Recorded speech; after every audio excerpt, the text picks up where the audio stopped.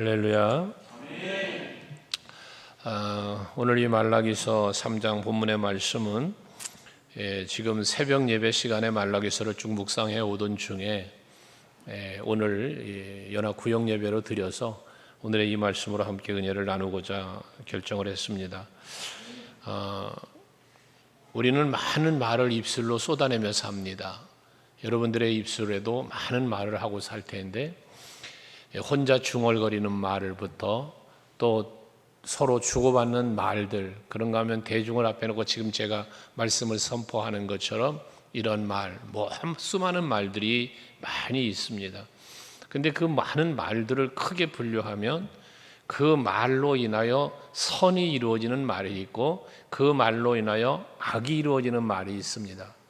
다시 말해 내가 쏟아내는 모든 말을 듣는 이로 하여금 하나님을 포함 모든 사람들이 내가 입술로 쏟아내는 모든 말들을 들었을 때에 마음의 흡족함, 기쁨 있는 말이 있고 또 들었을 때에 그 말이 마음의 상처가 되고 아픔이 되는 이런 경우들도 있다는 것이죠.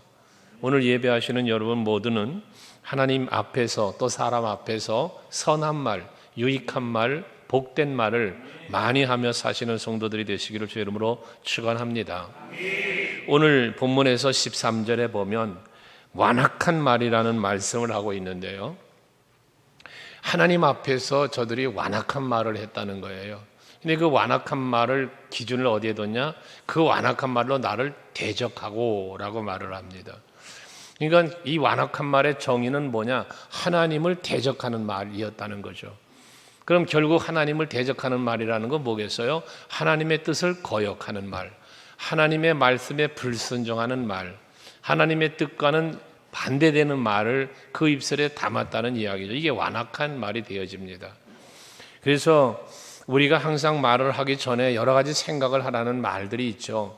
이 말을 내가 꼭 해야 되나? 해도 괜찮은 말인가? 이런 생각을 한번 하면서 말을 하라고 하는데 그게 어디 그렇게 쉽습니까? 사람이 감정의 동물이다 보니 순간순간 감정에 치우쳐 말들을 순간순간 쏟아내죠. 그래서 혈기도 부리기도 하고 그러는 건데 상대방이 생각할 겨를조차 없고 그저 내 마음속에서 툭툭 던져 나오는 말 한마디 한마디들이 있단 말이거든요. 근데 그 말이 하나님을 대적하는 말은 되지 말아야 되겠다는 거죠. 그걸 완악한 말이라고 오늘 말씀하고 있는 것입니다. 그랬는데 이들이 말하기를 우리가 도대체 무슨 말로 주를 대적했습니까? 자기들이 지금 하나님이 보실 때에는 하나님을 대적하는 말, 완악한 말을 저들이 쏟아내었는데도 본인들은 말하기를 우리가 언제 무슨 말로 주를 대적했습니까? 라고 물었다는 거거든요. 이 말은 무엇입니까? 자기들이 이 완악한 말을 쏟아내고도 내가 완악한 말을 했다는 사실을 모르고 있다는 것이죠.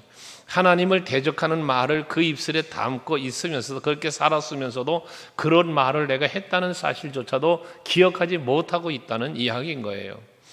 여러분 우리가 늘 말하지만 깨닫는 것이 은혜라고 그러죠. 깨닫는 거. 이건 내가 죄를 범했으면 내가 죄를 범했다는 사실을 깨닫는 게 이게 은혜예요. 근데 내가 죄를 범하고도 내가 무슨 죄를 범했어? 내가 하나님을 지금 대적하는 말을 쏟아냈는데 완악한 말이라고 하는 말을 내뱉어 놨는데도 내가 언제 그런 말을 했어? 이 모르는 거예요. 깨닫지를 못하는 거예요. 알지를 못하는 거예요. 이게 뭐라? 영적인 무감각이라는 거예요. 이게 마지막 때에 나타나는 징조라고 그랬잖아요. 피리를 불어도 춤을 추지 않고 애통하고 애곡해야 되는데 울지 않고 영적으로 무감각한 시대, 이게 주님이 오시기 직전에 마지막 시대에 일어날 일들이라고 말씀하셨거든요. 그러니까 오늘날 여러분 정말 우리가 얼마나 영적으로 무감각해지고 무지해졌는가를 보게 되는 것들인데요. 한국 교회의 모습들이 있잖아요. 우리 교회에도 마찬가지예요. 제외일 수는 없어요. 성도들이 감각을 잃어가는 것 같아요. 여러분 감각을 자꾸 무감각해지는 거예요. 영적으로. 그러니까 세상적으로는 민감해지는데 영적으로는 막 무감각해지는 거예요. 내가 하나님 앞에 부끄러운 짓을 하면서도 부끄러워하지 않는 거예요. 하나님의 뜻을 지금 거역하면서도 내가 거역하고 있다는 사실조차를 망각하는 거예요. 이게 영적인 무지란 말이에요. 이들이 지금 하나님 앞에서 꾸지람을 받는데도 불구하고 언제 우리가 하나님을 대적했어요? 라고 묻고 있단 말이죠. 그러니까 하나님께서 저들이 한 말을 이제 집어내주는 거예요. 저들이 무슨 말을 했길래 도대체 하나님을 대적하는 말, 완악한 말이라고 했느냐는 거거든요. 여기 보면 세 가지 말을 했어요. 14절에 보면 저들이 하는 말이 뭐예요? 하나님을 섬기는 것이 헛되니라고 말을 해요. 하나님 섬기는 게 헛되대요. 여러분 어떻습니까? 여러분 하나님 섬기는 게 헛됩니까? 아니잖아요. 고린도전서 15장 57절 58절에 보면 사랑하는 형제들아 견실하며 흔들지 말며 주의 일에 더욱 힘쓰는 자들이 되라. 그래야면 너의 그 수고가 결코 주 안에서 결코 헛되지 않다. 그러니까 우리가 주를 섬기고 주님의 일을 힘쓰면 헛되지 않은 하나님의 축복이 우리에게 임하게 된다는 거잖아요. 이게 말씀이잖아요. 이게 하나님의 약속이잖아요. 근데 이들은 지금 뭐라 말했다고요? 우리가 하나님을 섬기는 거 이거 다 헛된 거야 라고 말했다는 거예요. 이런 말을 했다는 것은 결과적으로 뭘 얘기하는 거예요? 하나님을 섬기지 않았다는 이야기죠. 하나님을 경외하지 않았다는 거란 말이에요. 그래서 이 말라기서 앞에서 말하기를 여호와의 이름을 멸시하는 자들이라고까지 이들을 표현했거든요. 여러분 우리가 예수께서 그 계명을 묻는 바리새인들이 계명을 물을 때에 그러잖아요. 너희는 마음을 다하고 목숨을 다하고 뜻을 다하고 힘을 다해서 네 여호와 하나님을 사랑하라. 이것이 첫째 되는 계명이다. 이 계명을 첫째 되는 계명, 둘째 되는 계명을 이웃을 사랑하라고 하는 계명으로 첫째와 둘째를 말하지 않습니까? 그 첫째 되는 계명이라는 것은 뭐냐면 최우선되는 계명이라는 거잖아요. 그러니까 우리는 살면서 신앙생활하면서 특별히 하나님의 자녀가 된 우리는 하나님을 사랑하는 일이 제1순위여야 된다는 거예요. 그러면 우리가 주를 섬기고 주의 일을 하고 무엇으로 시작됩니까? 하나님을 사랑하기 때문이라는 거죠. 그런데 이들은 지금 뭐 한 거예요? 섬기는 것이 헛되다고 말했다는 이 말 속에 뭐가 들어있습니까? 하나님 사랑하지 않았다는 거예요. 하나님이 기뻐하는 일에 관심이 없었다는 거예요. 여러분들 자녀를 위해서 부모의 희생을 세우려는 늘 말하죠. 왜? 사랑하니까 그러는 거예요. 사랑하니까. 하나님을 사랑하는 일, 주님을 섬기는 하나님을 섬기는 일, 이거 사랑으로 되는데 여러분 하나님을 사랑할 수 있는 사람이 어떤 사람이 하나님을 사랑할 수 있습니까? 돈 많은 사람요? 건강한 사람요? 뭐 학식이 뛰어난 사람요? 그런 사람들이 하나님을 잘 섬길다고 생각하십니까? 아니요. 하나님을 사랑하는 사람은 어떤 사람이 하나님을 사랑하느냐? 진실로 사랑하는 사람이 사랑해요. 아무리 돈이 많아도 하나님을 진정으로 사랑하지 않으면 사랑할 수 없어요. 아무리 똑똑하고 지식이 뛰어나도 하나님을 진정으로 사랑하지 않으면 주를 섬기는 일 할 수 없어요. 그러니까 여러분 주를 섬기는 것이 헛되다라고 생각하는 이들의 고백 속에 뭐가 들어있다? 하나님을 사랑하는 마음이 없다라는 이야기인 거예요. 우리 서강교회 성도들은 하나님을 예수님 말씀처럼 목숨을 다하고 힘을 다하고 뜻을 다하고 최선을 다한 하나님을 사랑하는 사랑이 있어서 언제나 하나님을 섬기고 그리스도의 몸된 교회를 섬기고 지체된 성도를 섬기고 아멘. 이런 성도들이 될 수 있기를 바라는 거예요. 우리가 성령을 충만하게 받으면 나타나는 증거들 그 중에 하나가 섬김입니다. 성령을 충만하게 받았을 때 나타나는 증거 중에 하나가 섬김이에요. 그 에베소서 5장 21절에 보면 피차 복종한다 그런 말을 하잖아요. 서로 피차 복종을 한다. 그 복종이 섬김이라고 그랬죠.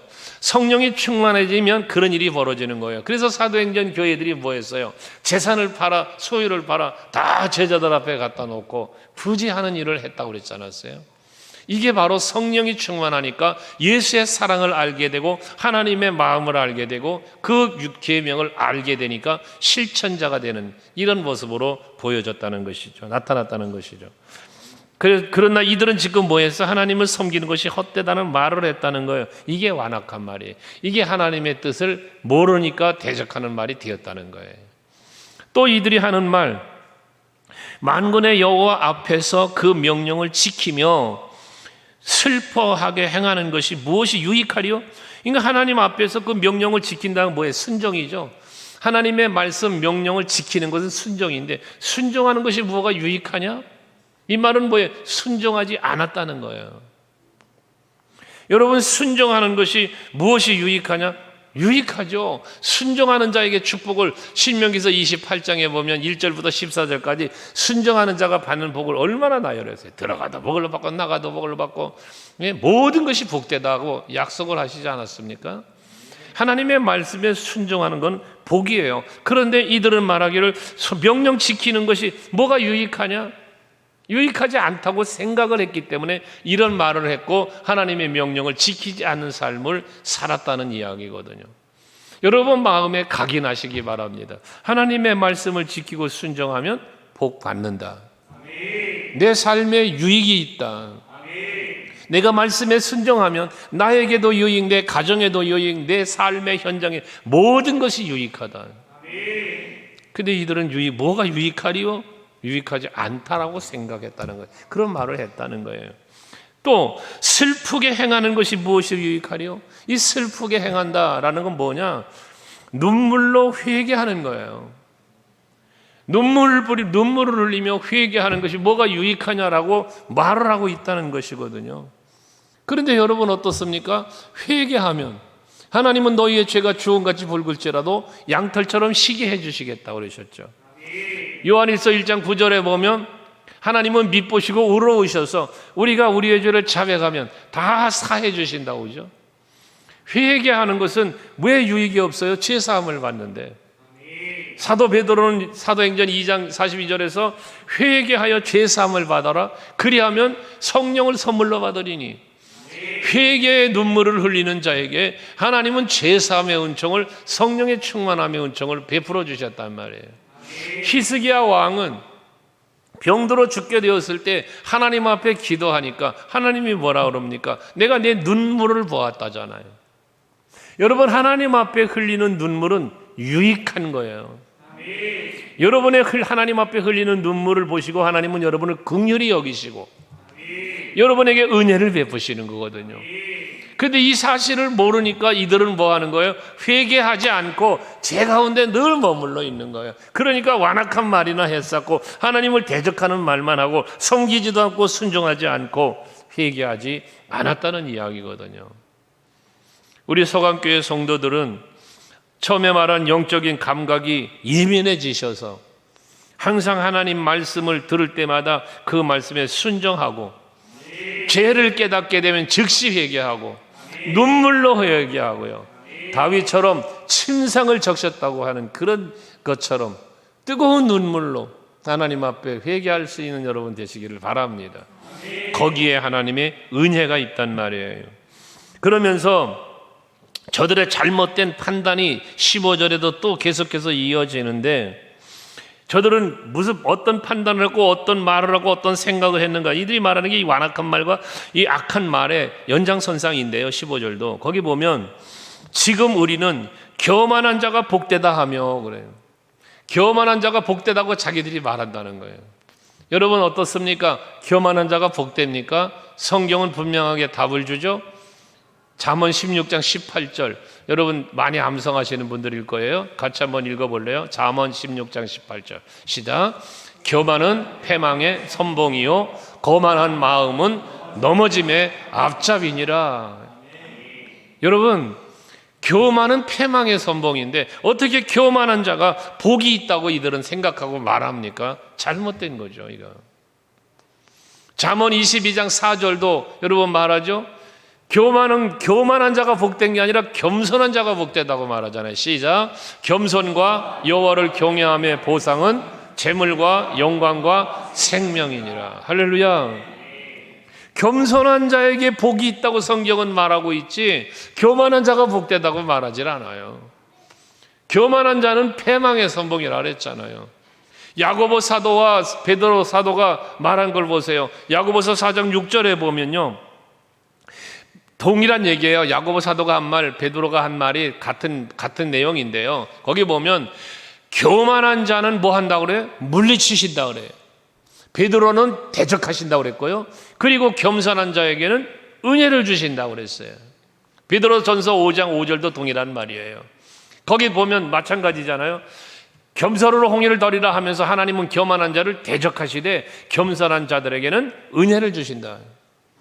그러니까 이들이 지금 말하는 건 교만한 자가 복되다고 말하는 것은 잘못된 생각이라는 거예요. 잘못된 판단이고 잘못된 말이라는 것입니다. 우리는 하나님 앞에 겸손해야 됩니다. 겸손한 자에게 하나님은 복을 주시고 겸손한 자에게 하나님은 은혜를 베푸시지 교만한 자에게 복 주시지 않나 말이에요. 그래서 순종도 얘기했죠. 불순종하는 사람은 왜 불순종한다? 교만해서 불순종한단 말이에요. 교만하기 때문에. 근데 겸손한 사람은 절대 순종합니다. 절대 순종. 거기에 하나님의 축복이 있는 거예요. 이유를 불문하고 불순종은 하나님이 싫어하는 거예요. 순종을 기뻐하는 거예요. 그래서 그 순종하는 겸손한 신앙의 사람에게 은혜를 베푸시고 복을 주신다는 거예요. 우리 서강교회 성도들은 교만한 분들이 하나도 없고 다 겸손한 분들 되시기를 바랍니다. 할렐루야. 네, 그게 복받는 길이기 때문에 그렇습니다. 복받는 길. 아무리 우리가 잘났다고 까불어도요, 도토리 기적입니다. 잘나봐야 얼마나 잘났겠습니까? 얼마나 잘났겠냐고. 하나님 앞에서 우리가 얼마나 잘났겠냐고. 겸손한 여러분 되셔야 돼요. 그 다음에 보면 뭐라고 말하냐? 악을 행하는 자가 번성하며, 그렇게 또 말을 해요. 악을 행하는 자가 번성을 한대요. 세상적으로 보면 그런 것 같기도 해요. 뭔가 저 사람은 잘 안 됐으면 좋겠는데 왜 이렇게 잘 되냐? 막 사업도 번성하고 뭐하고 막 이럽니다. 사기꾼 같은 사람이, 악한 사람인데 그렇게 잘 되는 걸 볼 때가 있어요.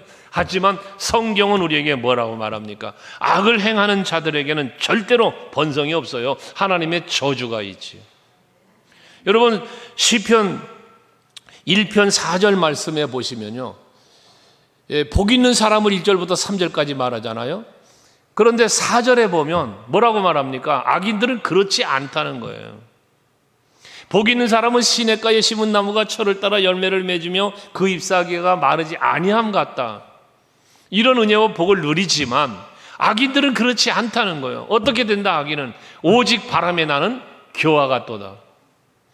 여러분, 시냇가에 심겨진 나무는 시냇물에 그 수분을, 양분을 흡수하면서 열매를 맺고 철 따라 열매를 맺고 잎사귀가 마르지 않는 이 엄청난 번성, 누림, 이게 있는데요. 근데 악인은 번성이 아니라 바람에 나는 겨와 같다. 이게 성경이란 말이에요. 바람에 나는 겨가 뭐예요? 정처 없이 굴러다니고 날아다니는 거예요. 뿌리도 없어. 겨가 뭐예요? 겨. 알맹이 싹 빠진 껍데기잖아요. 이걸 겨라고 하잖아요. 그러니 그것처럼 생명력도 없어, 정함도 없어, 뭐 누림도 없어, 뭐 그냥 그 흐름 따라 날아다니는, 바람 따라 날아다니는, 이게 악인의 삶이라는 거예요. 악인의 삶. 근데 이들은 뭐 했다? 악인은 번성한다. 아니잖아요. 요한복음 5장 29절 말씀도 여러분에게 간혹 드리지만 예수께서 말씀하시기를 뭐라고 말합니까? 선을 행하는 자들에게는 생명의 부활로, 악한 일을 행하는 자들에게는 심판의 부활로 나오리라. 어디 악을 행했는데 번성을 성경이 말하는 데가 어디 있습니까? 이 잘못된 생각과 잘못된 판단과 잘못된 말하는 이들의 이 성경 여기서나 이 말을 하지, 악한 자들이 무슨 번성이요? 악한 자는 멸망이고 악한 자는 저주를 받는 거죠. 신명기 28장 15절에 분명하게 말씀하잖아요. 신명기 28장 1절부터 14절은 순종하는 자들에게 주신 하나님의 축복을 말했다 그랬죠. 근데 15절에 보면 불순종하는 자들에 대한 말을 해요. 거기 보면 내가 만일 네 하나님 여호와의 말씀을 순종하지 아니하여 내가 오늘 네게 명령하는 그의 모든 명령과 그의 규례를 지켜 행하지 아니하면, 불순종하면 그 말이잖아요. 이게 악을 행하는 거잖아요. 그 뒷말 같이 읽어볼래요? 시작. 이 모든 저주가 내게 임하여 내게 이를 것이니. 여러분, 번성이 아니라 뭐가 임한다고? 저주가 임한대. 저주가. 이 모든 저주. 그러면서 16절 이하에 쭉 나오는 저주의 이야기가 나열되는 거예요. 이 뒤에 나열될 이 모든 저주가 그에게 임한다는 거예요. 어떤 사람? 불순종하는 사람, 악을 행하는 사람. 그런데 이들은 뭐 한다? 악을 행하는 사람은 번성한다는 거예요. 이 얼마나 잘못된 판단이며 말이냐 말이에요. 여러분, 신앙생활도 세상을 사는 삶의 방법도 악을 행하지 말고 선을 행하며 사는 여러분 되시기 바랍니다. 그래야 복을 받아요. 그래야 번성을 해요. 떡반죽 그릇이 복을 받고, 가축이 복을 받고, 소출이 복을 받고, 그러니까 들어가도 복 받고 나가도 복을 받고 범사에 복되다는 거 아닙니까? 선을 행하는 거예요. 그게 말씀에 순종하는 거예요. 그런 사람이 번성이죠. 그리고 또 세 번째는 하나님을 시험하는 자가 화를 면한다고 또 이들이 말을 하네. 하나님을 시험하는 자가 화를 면한다고. 아니요.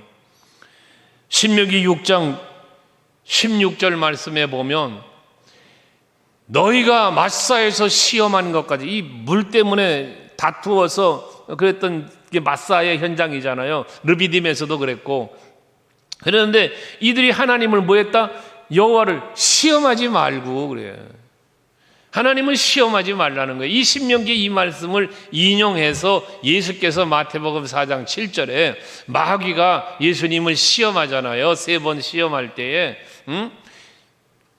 성전 밑에도 뛰어내려라. 그러면 하나님이 너 발등상에 상하지 않게 해주겠다라고 할 때에 예수께서 이 말씀을 인용한 거 아니에요? 신명기 16장 말씀을.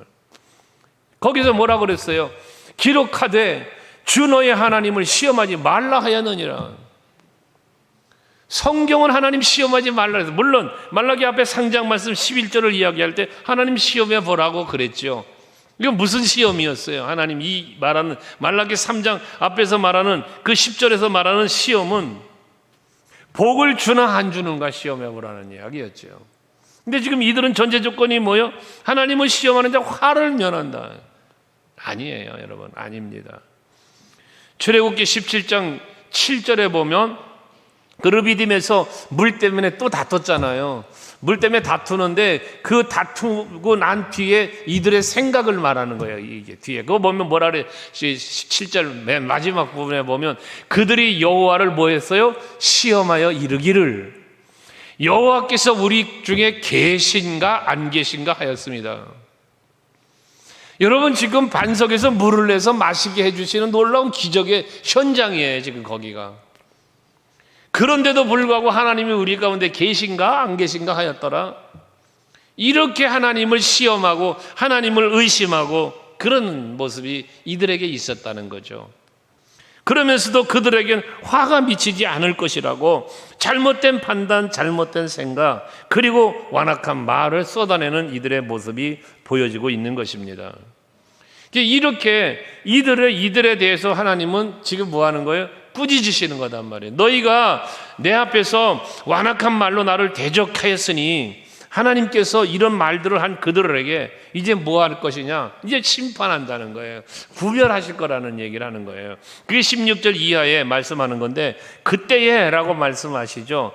16절에 그때에, 18절도 그때에, 그때를 말하는데 이 그때는 어느 때냐? 악한 완악한 말을 한 자들, 하나님을 대적하는 그들과 하나님을 경외하며 하나님을 따르는 자들을 구별하는 때를 말하는 게 심판의 때죠. 심판의 때. 그래서 그때에 이제는 앞에서 말하는 이 하나님 앞에 완악한 말을 했던 그들과 반대되는 이들의 이야기를 하는 건데 그 첫째가 뭐예요? 여호와를 경외하는 자들이라고 했어요. 완악하여 여호와를 대적하는 자들과는 반대로 여호와를 경외하는 자들이 있다는 거예요. 그들이 피차에 말하면서 여호와께서 그것을 분명히 들으셨다는 거죠. 여호와를 경외하는 자들의 말을 들으셨다는 거예요. 완악한 자들의 말도 들으시는데 여호와를 경외하는 자들의 말도 듣는다는 거예요. 그러니까 여러분들이 하는 모든 말을 하나님 다 들어요. 선한 말도 듣고 악한 말도 듣고 다 듣고 계시는 거예요. 분명히 들으시고 그랬어요. 분명히 들으시고 여호와를 경외하는 자와 그 이름을 존중히 여기는 자를 위하여 여호와 앞에 있는 기념책에 기록하셨느니라 했습니다. 여러분,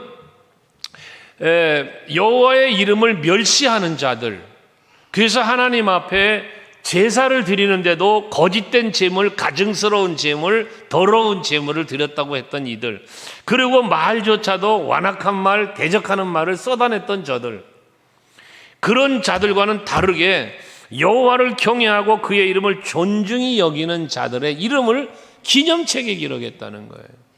여기서 말하는 이 기념책은 우리가 하나님의 보좌 앞에는 두 개의 책이 있는데 하나는 생명책이요 하나는 행위록이라고 말하는 그 행위록의 말을 기념책이라고 여기 표현하고 있는 것으로 해석을 하죠.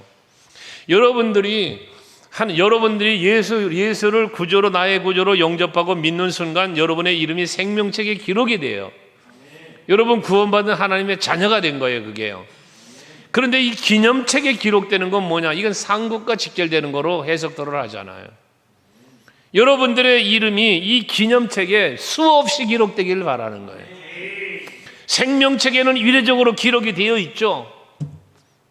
그러나 이 기념책에는 수없이 기록되는 거예요. 수없이. 오늘도 여러분 하루를 사시면서 하나님의 기쁨이 되고 여호와를 경외하고 그 이름을 존중히 여기는 삶을 살았다면 여러분의 이름이 오늘도 기록됐을 거예요. 오늘도 여기 나와 예배하면서 하나님을 경외하며 예배하고 그 이름을 존중히 여기며 예배하는 여러분들의 이름이 지금도 기념책에는 기록이 되지 않겠느냐는 거죠.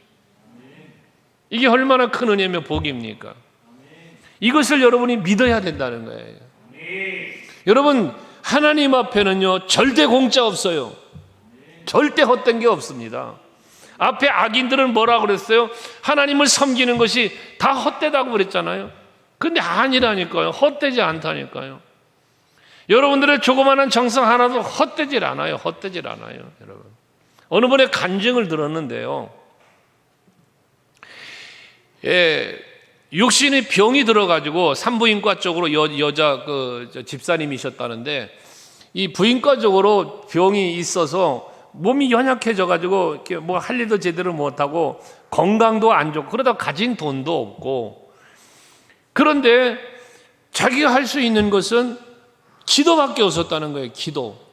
자기가 주의 일 할 때 할 수 있는 거는 왜 몸은 병들었지 돈도 없지 그러니까 기도하는 일밖에 할 수 없었다는 거예요.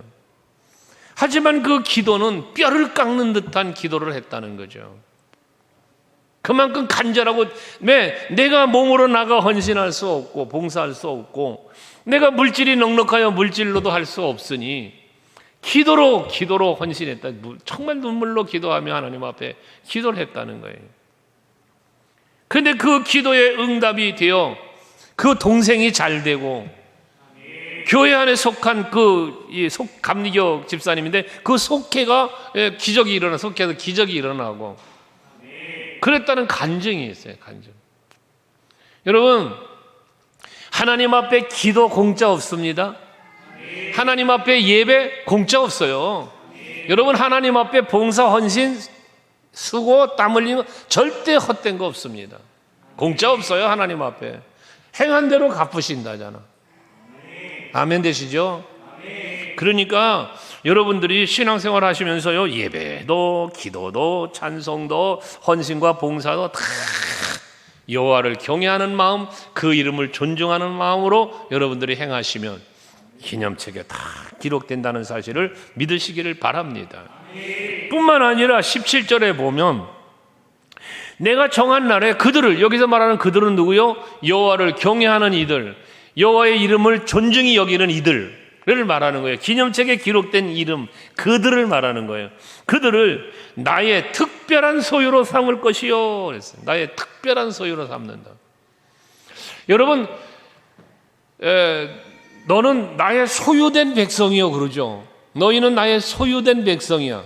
여러분 다 하나님 자녀예요. 아멘 되세요? 여러분 다 하나님 자녀요. 다 하나님의 소유된 백성이요. 근데 여기 왜 특별한 소유라는 말을 할까? 소유인데, 소유된 백성인데, 다 하나님이 택한 백성인데 왜 특별한 소유라고 표현했을까? 특별하다는 거예요. 말 그대로 특별하다는 거예요. 이스마엘이 있고 이삭이 있죠. 근데 그 중에 이삭이 특별한 거예요. 에서가 있고 야곱이 있죠. 야곱이 특별한 거예요. 오죽하면 내가 에서는 사랑하고 야곱은 사랑하고 에서는 미워했다니 말라기서 앞에 나오는 얘기 아니에요, 여러분. 특별한 소유가 있다고. 특별한 소유. 야곱의 12아들 중에도 특별한 소유가 있어. 요셉처럼, 유다처럼. 여러분 특별한 소유. 우리 서강교회에도 하나님의 특별한 소유된 성도가 있을 줄 믿습니다.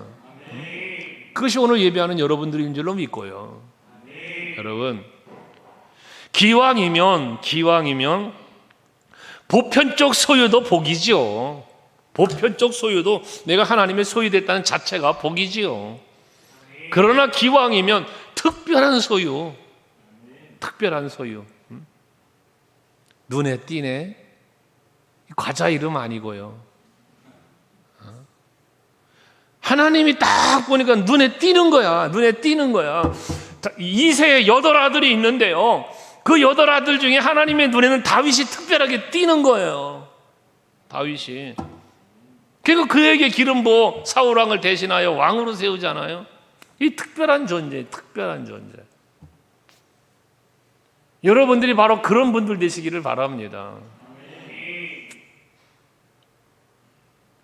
우리 서강교회는 정말 특별한 교회가 되기를 원해요. 특별한 교회. 그렇다고 해서 특별한 교회라고 해서 남들과 다른 교회라는 이 개별적 개인주의적 교회를 말하는 게 아니라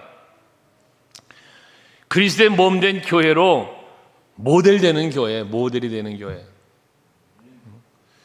그리스도의 몸 된 교회로서 모델이 되는 우리 교회가 되자는데 왜 이렇게 아멘도 안 하고 가만히 쳐다봐?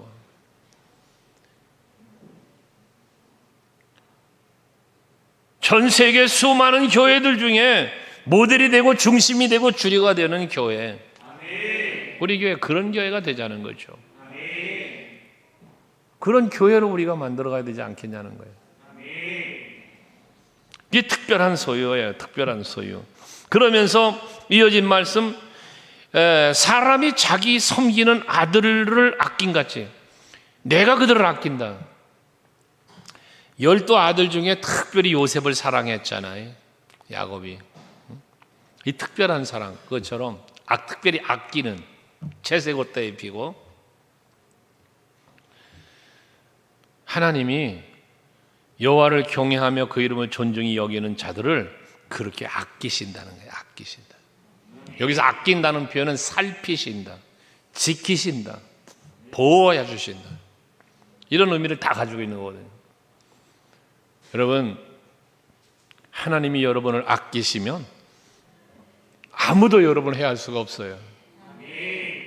세상에 그 무엇도 환난이 와도 핍박이 와도 결코 여러분들을 넘어뜨리지 못해요. 하나님이 아끼시면.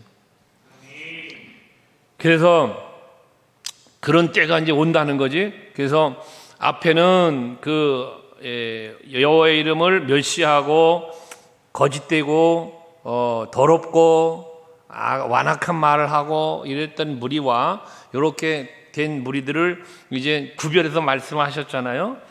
그러니까 이렇게 아끼시고 특별한 소유 삼으시고 기념책에도 기록하시고 막 이러는 대상을 18절에 보면 그때에 너희가 돌아와서 의인과 악인을 분별하고 하나님을 섬기는 자와 섬기지 아니하는 자를 분별하리라.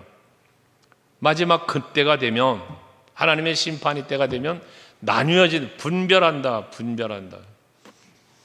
여호와의 이름을 멸시한 자와 여호와의 이름을 존중히 여긴 자로 나누시고 여호와 하나님을 대적하고 완악했던 무리와 여호와를 경외했던 무리를 분류하고 기념책에 이름이 기록된 자와 그러지 못한 자를 구별하고 하나님의 특별한 소유를 삼은 자와 그렇지 않은 자를 구별하고 구별하는 날이 온다는 거예요. 그때가 언제인지는 모르나 분명한 건 그날이 오늘 밤이라도 올 수 있다는 거지. 그때 여러분들이 서야 할 자리가 어디냐. 우리 찬송가 중에 나팔 불 때 나의 이름, 그 찬송이 있죠.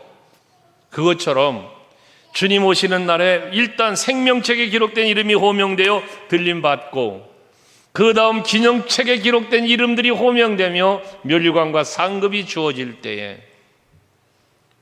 끝까지 견디는 자, 끝까지 남는 자, 들림받는 자, 보좌 앞에 서는 자, 멸류관 쓰는 자, 바로 여러분이시기를 원합니다.